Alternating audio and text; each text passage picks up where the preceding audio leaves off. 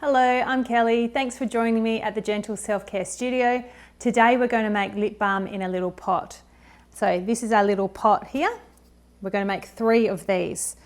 We're going to be using a double boiler. So that's the pot of the double boiler, and I have the base on the stove at the moment boiling with the water. In this one we have several ingredients. We've got some beeswax, 3 grams of beeswax. We have some cocoa butter, 3 grams of cocoa butter, and then we have some shea butter, 4.5 grams of shea butter. We also have a number of oils in this one too. Because we're working with such small quantities, I like to use a really nice little measuring scale here. It goes down to 0.00, which is really useful when you're doing small quantities. So we've got some macadamia oil, and we've got 9.3 grams of macadamia oil. We're using castor oil, 8.4 grams of that. We're using olive squalane, 0.6 grams, and then 0.4 grams of the vitamin E. So weighing those out, I just used a little measuring jug here and did that really carefully. You might like to do several small ones. Taking into consideration as well, you do lose a little bit when you pour from here into the pot. So you're going to lose a little bit to the measuring jug itself. So if you're a little bit over, it's okay. So what we're going to be doing is, first of all, pouring each of these ingredients into the little pot here. So in goes my beeswax, my cocoa butter, and my shea butter. And then I'm going to be pouring in the mixture of oils. Now when you're pouring in the oils, definitely using something to scrape as much of it out as you can. I like to use disposable cutlery, so I'm not using my kitchen cutlery. And I find this is really useful, especially when you're chopping up shea butter as well. Sometimes you need to chop up the cocoa butter, but this time it came in little pellets, looks like white chocolate. So this time I didn't have to do the cocoa butter. So once we have all of that in, it looks a little bit like this.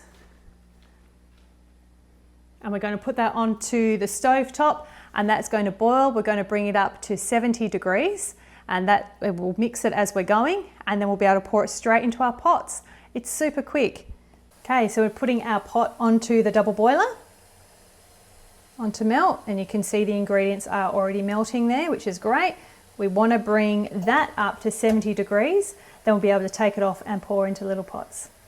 So I've taken it off the stove now, and my temperature was above 70 degrees, and it's dropped now to 67.9, so it does drop pretty quickly. It's perfect though for pouring into the pots.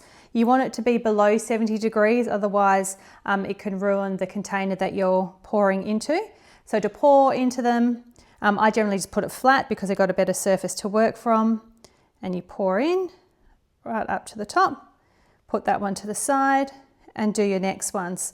Now as you're going, what you'll find is that the lip balm will start to actually harden on the inside of the pot. So before you use the last little bit, I recommend going back over to the stove top and putting the boiler on again and melting the rest of that, and then pouring it straight away, so you're not losing anything to the inside of the pot there. So I've heated it up for a second time just so I can get that last little bit that was already had started to set from the inside. I'm just going to pour that out. Every little drop is useful, so I want to get as much of that out as possible so we can maximize it. So I'm just going to do a little bit of a scrapage. Oh no, it's already hardened. Got to be quick.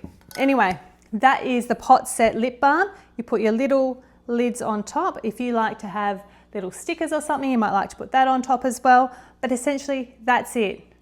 If you're interested in other videos on how to make other items like creams, I'll be doing some body mists, making some different tea blends as well.